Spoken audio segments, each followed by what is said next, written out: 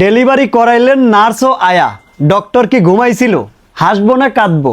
আমার এই দেশের চিকিৎসা ব্যবস্থা কবে উন্নতি হবে? আমার ওয়াইফে যখন প্রথমবার অপারেশন করাই, ডক্টর গেছে সিগারেট খাইতে, অ্যাসিস্ট্যান্টের দিয়ে অপারেশন করাইয়া দিছে। অপারেশন তো ভালো হয় নাই, হয়ই নাই, পেশেন্ট আরও বেশি। তখন করাইছিলাম 30,000 টাকা দিয়ে অপারেশন, 25,000 টাকা মেবি। এখন লক্ষরও উপরে উপরে। কোথায় গিয়ে দাঁড়াবে তার কোনো ঠিক নাই।